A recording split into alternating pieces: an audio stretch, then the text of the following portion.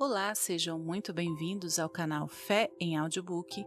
Eu sou Dani Mendes e este mês especial em que comemoramos os 500 anos da Reforma Protestante, quero trazer para vocês um sermão pregado pelo reformador João Calvino, em Genebra. Então vamos juntos à leitura de Eleição, por João Calvino.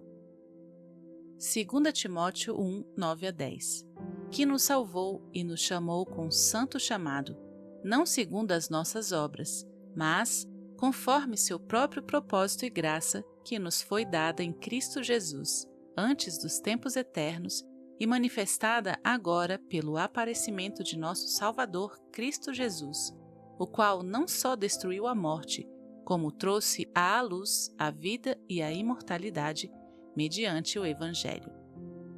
Mostramos esta manhã, de acordo com o texto de Paulo, que se quisermos conhecer a livre misericórdia de nosso Deus em nos salvar, temos de ir até o seu conselho eterno, pelo qual ele nos escolheu antes da fundação do mundo. Disso vemos que ele não considerou nossas pessoas, nem a nossa dignidade, nem qualquer mérito que poderíamos possivelmente possuir. Antes de nascermos, fomos arrolados em seu registro. Ele já havia nos adotado por seus filhos. Portanto, vamos conceder tudo à sua misericórdia, sabendo que não podemos nos orgulhar de nós mesmos, a não ser que venhamos furtar dele a honra que lhe pertence. Os homens têm se esforçado em inventar sofismas para obscurecer a graça de Deus, porque eles dizem que, apesar de Deus escolher os homens antes do início do mundo, ainda assim foi de acordo com sua presciência que um seria diferente do outro. As Escrituras demonstram claramente que Deus não esperou ver se os homens eram dignos ou não quando ele os escolheu.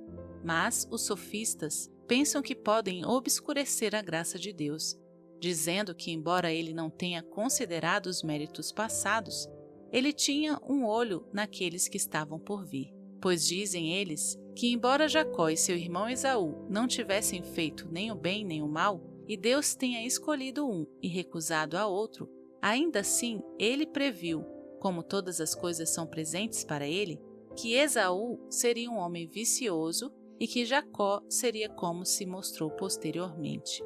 Mas essas são especulações tolas, porque elas simplesmente fazem de Paulo um mentiroso, os quais dizem que Deus não recompensa nossas obras quando ele nos escolhe, porque ele fez isso antes do início do mundo.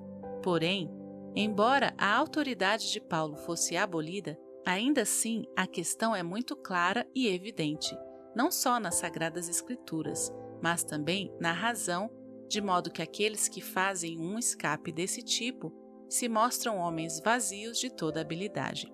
Porque se buscarmos em nós mesmos a fundo, o que podemos encontrar de bom? Não foi toda a humanidade amaldiçoada? O que trazemos do ventre de nossa mãe, a não ser pecado?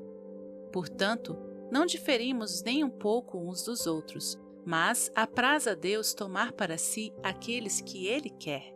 E por esse motivo, Paulo usa essas palavras em outro lugar, quando diz que os homens não têm do que se regozijar, pois nenhum homem se encontra melhor do que os seus companheiros, a não ser porque Deus os distingue. Então, se confessarmos que Deus nos escolheu antes do início do mundo, segue-se necessariamente que Deus nos preparou para receber a sua graça, porque ele concedeu sobre nós a bondade que não estava em nós anteriormente, porque ele nos escolheu para sermos herdeiros do reino dos céus, mas também nos justifica e nos governa pelo seu Espírito Santo.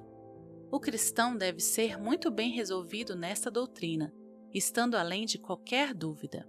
Há alguns homens nestes dias que ficariam felizes se a verdade de Deus fosse destruída.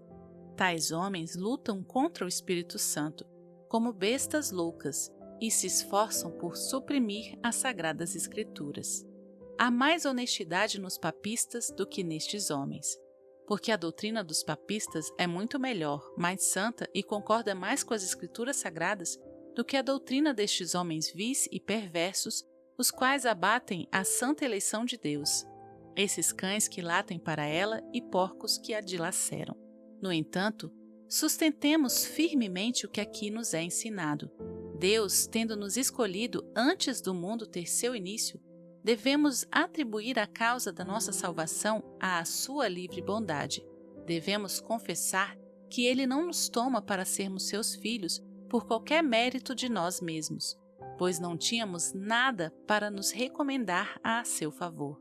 Portanto, devemos colocar a causa e a fonte da nossa salvação somente nele e fundamentar a nós mesmos sobre isso. Caso contrário, tudo o que construirmos virá a ser nada. Devemos reparar aqui o que Paulo conecta, a saber, a graça de Jesus Cristo com o conselho eterno de Deus Pai, e então ele nos traz nosso chamado, para que nós possamos ter a certeza da bondade de Deus e da sua vontade, que teria permanecida oculta de nós, a menos que tivéssemos um testemunho disso. Paulo diz, em primeiro lugar, que a graça que repousa sobre o propósito de Deus e que é compreendida nele é dada em nosso Senhor Jesus Cristo, como se dissesse, vendo que nós merecemos ser rejeitados e odiados como inimigos mortais de Deus, era preciso que fôssemos enxertados, por assim dizer, em Jesus Cristo, para que Deus pudesse nos conceder e nos reconhecer como sendo seus filhos. Caso contrário, Deus não poderia olhar para nós, a não ser para nos odiar, porque não há nada senão miséria em nós. Estamos cheios de pecado e estufados, por assim dizer, com todos os tipos de iniquidade. Deus, que é a própria justiça, não pode consentir conosco, enquanto considera nossa natureza pecaminosa. Portanto, quando Ele quis nos adotar antes do início do mundo, foi requisitado que Jesus Cristo fosse colocado entre nós e Ele, para que fôssemos escolhidos em sua pessoa, pois Ele é o Filho muito amado. Quando Deus nos uniu a Ele, fez como lhe aprouve. Vamos aprender a ir diretamente a Jesus Cristo se nós quisermos não duvidar da eleição de Deus, porque Ele é o verdadeiro espelho onde devemos contemplar nossa adoção. Se Jesus Cristo é tirado de nós, então Deus é um juiz de pecadores, de modo que não podemos esperar por qualquer bondade ou favor em suas mãos, mas, ao invés, esperar a vingança, porque sem Jesus Cristo, sua majestade será sempre terrível e temível para nós. Se ouvirmos menção ao seu propósito duradouro, não podemos deixar de ter medo, como se já estivesse armado para nos mergulhar na miséria. Mas quando sabemos que toda graça reside em Jesus Cristo, então podemos estar certos de que Deus nos amou, embora fôssemos indignos. Em segundo lugar, devemos notar que Paulo não fala simplesmente da eleição de Deus, porque isso não nos deixaria acima de qualquer dúvida, mas, ao invés, permaneceríamos na perplexidade e na angústia. Mas ele acrescenta o chamado, pelo qual Deus tornou aberto seu conselho, que antes era desconhecido para nós e o qual não podíamos alcançar. Como saberemos, então, que Deus nos escolheu para que possamos nos alegrar nele e nos gloriar na bondade que ele concedeu a nós? Aqueles que falam contra a eleição de Deus deixam o Evangelho sozinho. Eles levam tudo que Deus estendeu a nós para nos levar até Ele, todos os meios que Ele designou para nós e que soube que era adequado e apropriado para nosso uso. Não devemos ir por esse caminho, porque, de acordo com a regra de Paulo, devemos conectar o chamado de Deus com a eleição eterna. Diz-se que Ele nos chamou, e então temos essa segunda palavra, chamado. Por isso, Deus nos chama. E como? Certamente quando lhe apraz nos certificar de nossa eleição, a qual não poderíamos alcançar de outra maneira. Porque, como diz o profeta Isaías e também o apóstolo Paulo, quem pode entrar no conselho de Deus? Mas, quando apraz a Deus comunicar a si mesmo a nós familiarmente, então recebemos o que sobrepuja o conhecimento de todos os homens, porque temos uma boa e fiel testemunha, que é o Espírito Santo, que nos eleva acima do mundo e nos leva até aos maravilhosos segredos de Deus. Não devemos falar precipitadamente da eleição de Deus e dizer que somos predestinados a não ser se completamente seguros da nossa salvação. Não devemos falar levianamente disso, se Deus nos tomou para sermos seus filhos ou não. Como então? Olhando para o que está estabelecido no Evangelho. Ali, Deus nos mostra que Ele é nosso Pai e que Ele nos trará a herança da vida, tendo-nos marcado com o selo do Espírito Santo em nossos corações, que é um testemunho indubitável da nossa salvação se o recebemos por fé. O Evangelho é pregado a um grande número que, não obstante, são réprobos. Sim, e Deus tem revelado e demonstrado que Ele os amaldiçoou, porque eles não têm parte nem porção em seu reino, pois eles resistem ao Evangelho e rejeitaram a graça que lhes é oferecida. Mas, quando recebemos a doutrina de Deus, com obediência e fé, descansamos em suas promessas e aceitamos a oferta que Ele nos faz para nos tomar por seus filhos. Isso, eu digo, é a certeza da nossa eleição. Mas devemos salientar aqui que quando temos conhecimento da nossa salvação, quando Deus nos chamou e nos iluminou na fé do seu Evangelho, isso não deve tornar nula a predestinação eterna que veio anteriormente. Há um grande número nestes dias que dirão: quem Deus escolheu a não ser os fiéis? Eu concordo com isso, mas eles tiram uma maligna consequência disso e dizem que a fé é a causa, sim, a primeira causa de nossa salvação. Se eles a chamassem de causa intermediária, isso seria certamente verdadeiro, pois a Escritura diz: pela graça sois salvos mediante a fé. Efésios 2:8. Mas devemos ir mais alto, pois se eles atribuem a fé ao livre-arbítrio dos homens, eles blasfemam contra Deus perversamente e cometem um sacrilégio. Devemos ir ao que a Escritura nos demonstra, a saber que quando Deus nos dá a fé, devemos saber que não somos capazes de receber o Evangelho, a não ser que Ele nos molde pelo Espírito Santo. Não é suficiente para nós ouvirmos a voz do homem, a menos que Deus trabalhe dentro de nós e fale em nós de uma forma secreta pelo Espírito Santo, e a partir daí vem a fé. Mas qual é a causa disso? Por que a fé é dada a um e não a outro? Lucas nos mostra dizendo: creram todos os que haviam sido destinados para a vida eterna. Atos 13:48. Havia um grande número de ouvintes, e ainda assim, apenas alguns deles receberam a promessa da salvação. E quem eram esses? Aqueles que foram designados para a salvação. Paulo fala mais uma vez muito amplamente sobre este assunto em sua epístola aos Efésios, de forma que não pode ser possível que os inimigos da predestinação de Deus não vejam uma coisa tão clara e evidente, a não ser que o diabo tenha arrancado seus olhos e eles tenham se tornado vazios de toda razão. Paulo diz que Deus nos chamou e nos fez participantes de seus tesouros e riquezas infinitas, que nos foram dadas por nosso Senhor Jesus Cristo, de acordo com sua vontade de nos escolher antes da fundação do mundo. Quando dizemos que nós somos chamados à salvação porque Deus nos deu a fé, não é por não existir uma causa maior, e quem quer que não vá até a eleição eterna de Deus, toma um pouco do que é dele e reduz sua honra. Isto é encontrado em quase toda parte das Escrituras Sagradas. Para que possamos fazer uma breve conclusão sobre este assunto, vamos ver de que maneira devemos nos manter. Quando perguntamos sobre a nossa salvação, não devemos começar por "somos escolhidos"? Não, nunca podemos subir tão alto. Seríamos confundidos milhares de vezes e teríamos nossos olhos ofuscados antes de conseguirmos chegar ao conselho de Deus. O que faremos então? Ouçamos o que é dito no Evangelho.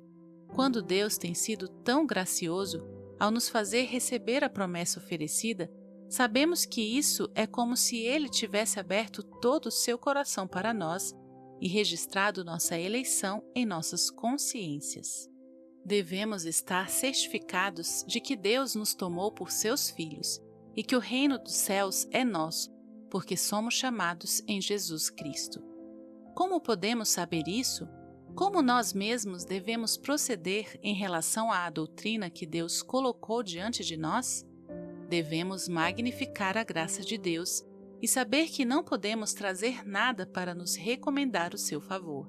Devemos nos tornar em nada aos nossos próprios olhos, porque nós não podemos reivindicar qualquer exaltação. Porém, sabemos que Deus nos chamou para o Evangelho, tendo nos escolhido antes da fundação do mundo. Esta eleição de Deus é, por assim dizer, uma carta fechada, naquilo que a consiste e em sua própria natureza, mas podemos lê-la porque Deus dá um testemunho dela quando Ele nos chama a si mesmo por meio do Evangelho e pela fé. Pois assim como a original ou primeira cópia não tiram nada da carta ou do escrito que é lido, da mesma maneira, devemos estar além de qualquer dúvida de nossa salvação. Quando Deus nos certifica pelo Evangelho que Ele nos toma por seus filhos, este testemunho traz paz consigo, sendo assinado pelo sangue de nosso Senhor Jesus Cristo e selado pelo Espírito Santo. Quando temos este testemunho, não temos o suficiente para satisfazer nossas mentes? Portanto, a eleição de Deus está tão distante de ser contra isso que antes confirma o testemunho que temos no Evangelho. Não devemos duvidar que Deus tem registrado os nossos nomes antes que o mundo fosse feito, entre seus filhos escolhidos. Mas o conhecimento do porquê disso, Ele reservou para si. Devemos sempre ir a nosso Senhor Jesus Cristo quando falarmos de nossa eleição, porque sem Ele, como já demonstrado, não podemos chegar a Deus. Quando falamos do seu decreto, também podemos ser surpreendidos como homens dignos de morte. Mas se Jesus Cristo for o nosso guia, podemos com alegria depender dele, sabendo que ele tem mérito suficiente em si para fazer de todos nós membros amados de Deus Pai. Mérito que é suficiente por nós para que sejamos enxertados em seu corpo e feitos um com ele. Assim, devemos meditar sobre esta doutrina se quisermos aproveitá-la corretamente, como é colocada por Paulo quando diz que a graça da salvação nos foi dada antes que a fundação do mundo. Devemos ir além da ordem da natureza se quisermos saber como somos salvos, por que causa e de onde vem a nossa salvação. Deus não quis nos deixar em dúvida, nem ocultar seu conselho, de forma que não pudéssemos saber como a nossa salvação foi assegurada, mas nos chamou a si pelo seu Evangelho e tem selado o testemunho da sua bondade e amor paternal em nossos corações. Assim, com tal certeza, vamos glorificar a Deus, que nos chamou de sua livre misericórdia. Descansemos sobre nosso Senhor Jesus Cristo, sabendo que Ele não nos enganou quando Ele fez com que fosse pregado que Ele deu a si mesmo por nós e testemunhou isso pelo Espírito Santo. Pois a fé é um sinal indubitável de que Deus nos toma por seus filhos, e assim somos levados à eleição eterna, conforme a qual Ele nos escolheu anteriormente. Ele não diz que Deus nos escolheu porque temos ouvido o Evangelho, mas, por outro lado, Ele atribui a fé que nos é dada como a mais alta causa, a saber, porque Deus tem pré-ordenado que Ele iria nos salvar, vendo que estávamos perdidos e rejeitados em Adão. Há alguns tolos que, para cegar os olhos dos simples, e outros tais como eles mesmos, dizem que a graça da salvação nos foi dada porque Deus determinou que seu Filho redimisse a humanidade e, portanto, isso é comum a todos. Mas Paulo fala aqui de outro tipo, e os homens não podem, por argumentos tão infantis, desfigurar a doutrina do Evangelho, pois é dito claramente que Deus nos salvou. Isso se refere a todos, sem exceção? Não, ele só fala dos fiéis. Novamente, Paulo inclui todo mundo. Alguns foram chamados pela pregação e ainda se fizeram indignos da salvação que lhes foi oferecida, e por isso foram reprovados. Outros foram deixados por Deus em sua incredulidade, os quais nunca ouviram a pregação do Evangelho. Portanto, Paulo se dirige clara e precisamente àqueles a quem Deus tinha escolhido e reservado para si. A bondade de Deus nunca será vista na sua verdadeira luz, nem será honrada como merece, a não ser que nós saibamos que Ele não queria que permanecêssemos na destruição geral da humanidade, onde Ele deixou aqueles que eram como nós. Não somos diferentes desses, porque nós não somos melhores do que eles, mas assim Deus se agradou em fazer. Portanto, todas as bocas devem ser fechadas. Os homens não devem presumir de tomar nada por si mesmos, exceto exaltar a Deus, confessando-se devedores a Ele por toda a sua salvação. Devemos fazer agora algumas observações sobre as palavras utilizadas por Paulo neste lugar. É verdade que a eleição de Deus nunca poderia ser aproveitável para nós, a não ser que saibamos por meio do Evangelho que por este motivo Deus se agradou em revelar o que tinha mantido em segredo antes de todos os séculos. Mas, para declarar seu significado mais claramente, acrescenta que esta graça nos é revelada agora. Como? Pelo aparecimento de nosso Salvador Jesus Cristo. Quando ele diz que esta graça nos é revelada pelo aparecimento de Jesus Cristo, mostra que devemos ser muito ingratos se não pudermos nos satisfazer e descansar na graça do Filho de Deus. O que podemos esperar mais? Se pudéssemos subir além das nuvens e buscar os segredos de Deus, qual seria o resultado disso? Não seria saber se somos seus filhos e herdeiros? Agora sabemos essas coisas, pois elas estão claramente definidas em Jesus Cristo, porque é dito que todo aquele que nele crê goza do privilégio de ser filho de Deus. Portanto, não devemos desviar dessas coisas nem um jota, se quisermos ter certeza da nossa eleição. Paulo já nos tem mostrado que Deus nunca nos amou nem nos escolheu, a não ser na pessoa de seu Filho amado. Quando Jesus Cristo apareceu, Ele revelou vida para nós. Caso contrário, jamais teríamos sido participantes dela. Ele nos fez conhecer o conselho eterno de Deus. Mas é presunção para os homens tentar saber mais do que Deus quer que eles saibam. Se andamos sóbria e reverentemente em obediência a Deus, ouvindo e recebendo o que Ele diz nas Sagradas Escrituras, o caminho será feito claro diante de nós. Paulo diz que quando o Filho de Deus apareceu no mundo, Ele abriu nossos olhos, para que pudéssemos saber que Ele foi gracioso para conosco, antes que o mundo fosse feito.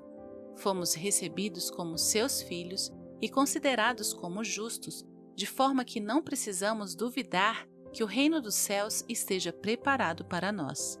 Não que tenhamos isso por nossos méritos, pois ele pertence a Jesus Cristo, que nos faz participantes consigo. Quando Paulo fala do aparecimento de Jesus Cristo, ele diz: Ele trouxe à luz a vida e a imortalidade através do Evangelho. Não é somente dito que Jesus Cristo é nosso Salvador, mas que ele é enviado para ser um mediador, para nos reconciliar pelo sacrifício da sua morte. Ele é enviado a nós como um cordeiro sem defeito, para nos purificar e fazer satisfação por todas as nossas transgressões. Ele é a nossa garantia para nos livrar da condenação e da morte. Ele é a nossa justiça. Ele é o nosso advogado, que intercede com Deus para que Ele ouça nossas orações.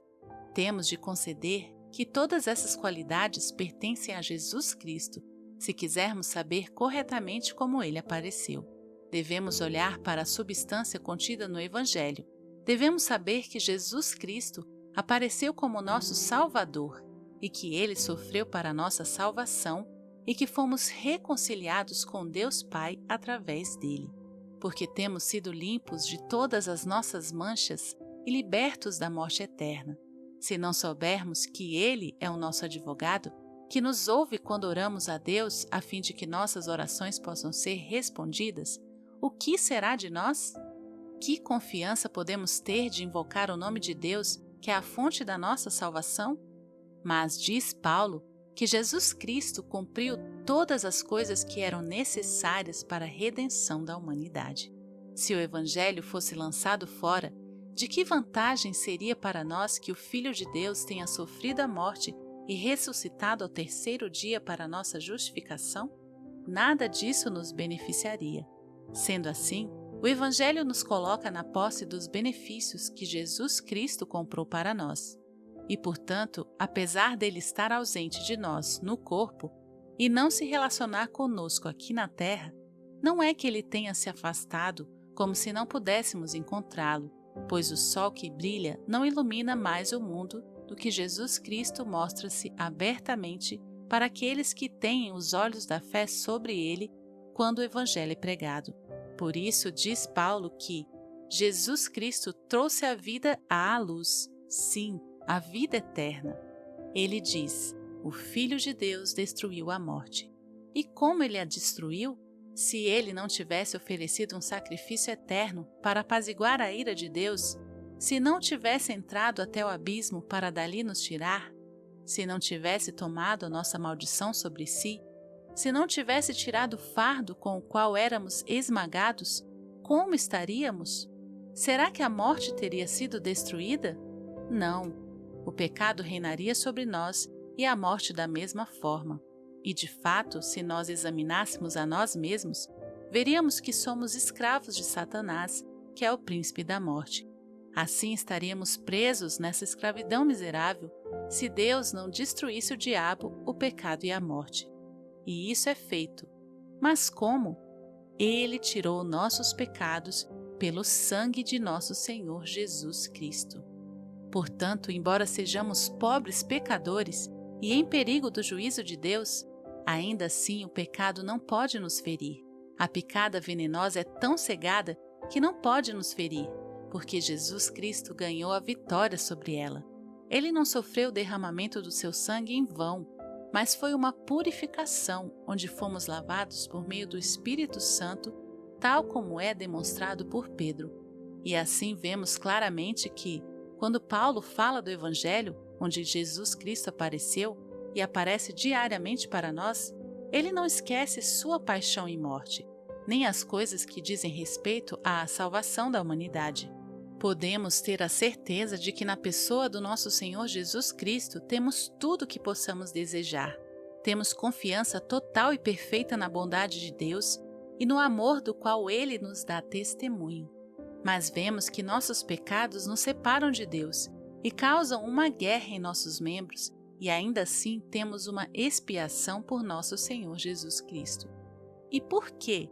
Porque Ele derramou seu sangue para lavar os nossos pecados. Ele ofereceu um sacrifício pelo qual Deus se reconciliou conosco. Em resumo, Ele tirou a maldição para que possamos ser abençoados por Deus. Além disso, Ele conquistou a morte e triunfou sobre ela, para que pudesse nos livrar da sua tirania, que de outra forma nos esmagaria completamente. Assim, vemos que todas as coisas que pertencem à nossa salvação são realizadas em nosso Senhor Jesus Cristo.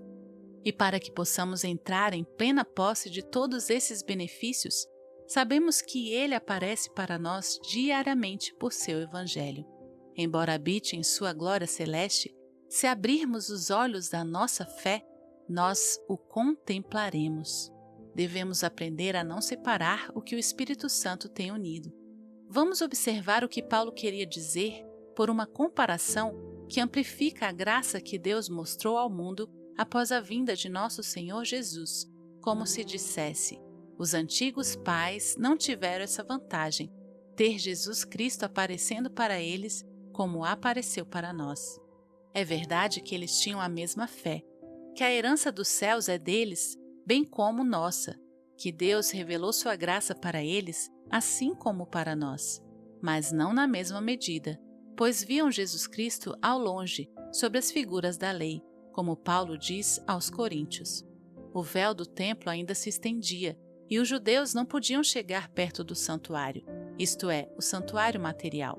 Agora, porém, o véu do templo tendo sido removido, nos aproximamos da majestade do nosso Deus. Chegamo-nos mais familiarmente a Ele, em quem habita toda a perfeição em glória.